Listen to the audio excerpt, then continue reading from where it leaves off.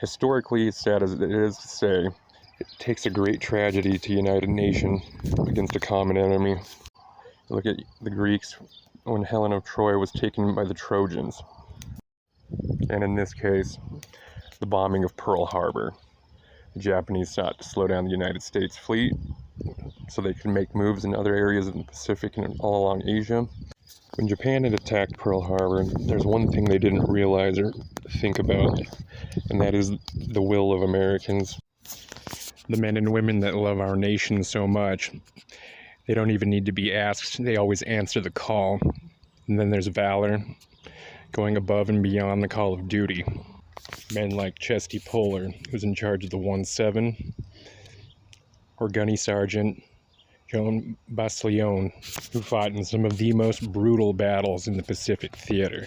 Let's get into it. Basilone was born in his parents' home in Buffalo, New York, November 4th of 1916. He was number 6 of 10 children in an Italian-American family. His older siblings were born in Raritan, New Jersey, where the family returned after leaving Buffalo in 1918. Basilone attended St. Bernard Parochial School in Raritan, and after completing middle school at the age of 15, went to work as a golf caddy at the local country club before going high school.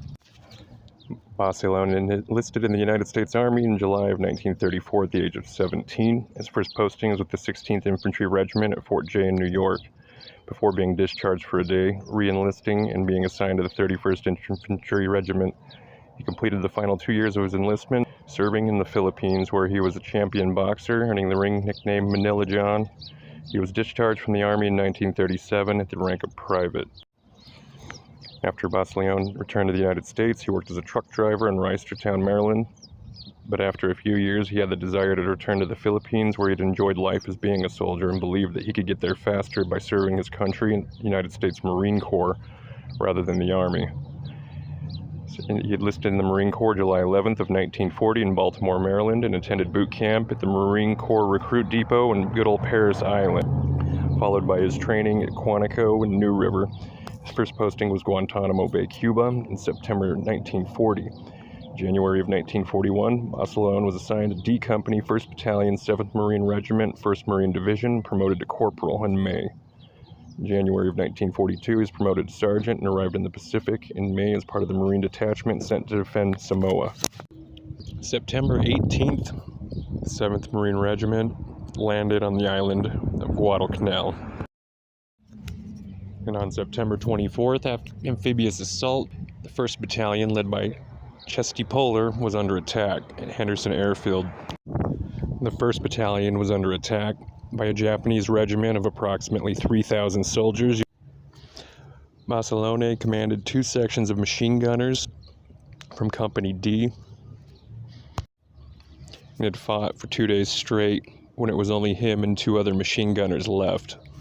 Despite the supply lines for the Marines for the heavy machine gunners, the Japanese from the rear, Basilone fought his way through and retrieved supplies for them. Basilone took the 3rd machine gun, continued firing until he was able to resupply his men.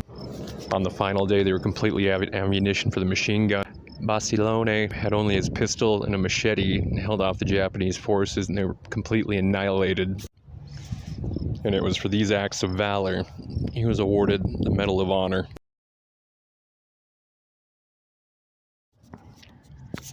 When the Japanese forces opposite the Marine lines had been virtually annihilated for his actions during the battle, Basilone received the United States military's Award of Valor, Medal of Honor.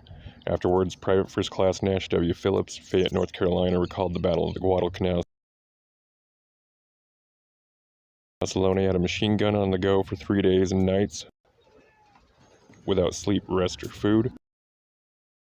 He was in good emplacement and causing the Japanese lots of trouble.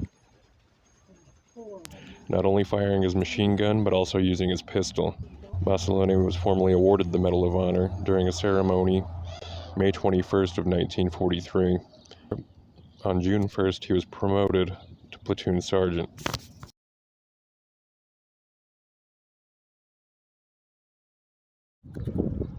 It's a fun fact for you guys.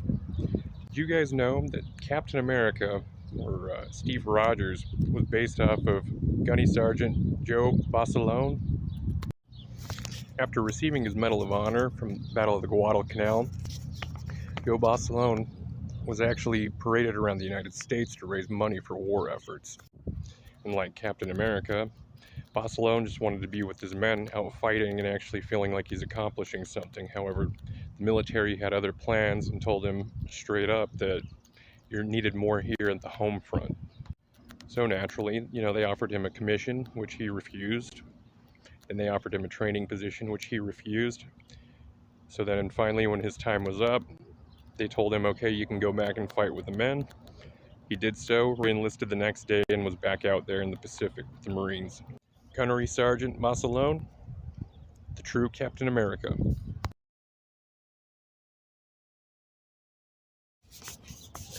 After the parade, Basilone toured the country raising money for the war effort. He'd achieved celebrity status. Although he appreciated admiration, he felt out of place and requested return to the forces fighting the war. Finally, that was granted on March 8th of 1944. He was also promoted to gunnery sergeant, and on July 3rd, he was re-enlisted. While stationed at Camp Pendleton, he met his future wife, Lena May Ricci, who was a sergeant in the Marine Corps Women's Reserve. They were married at St. Mary's Star of the Sea Church in Oceanside, California, and on July 10th of 1944, the reception at the Carlsbad Hotel.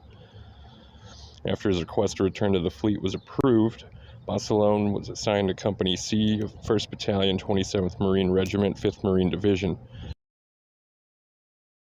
On February 19th of 1945, the first day of invasion of Iwo Jima, he was serving as a machine gun section leader on Red Beach 2. While the Marines landed, the Japanese concentrated their fire at the incoming Marines from heavily fortified blockhouses staged throughout the island. With his unit pinned down, Basilone made his way around the side of the Japanese positions until he was directly on top of the blockhouse. He then attacked with grenades and demolition, single-handedly destroying 3 of the entire strong point and its defending garrison. He then fought his way towards Airfield No. 1 and aided a Marine tank that was trapped in an enemy minefield under intense mortar and artillery barrages, guided his heavy vehicle over the hazardous terrain to safety despite heavy weapons fire from the Japanese. Basilone was killed as he moved along the edge of the airfield.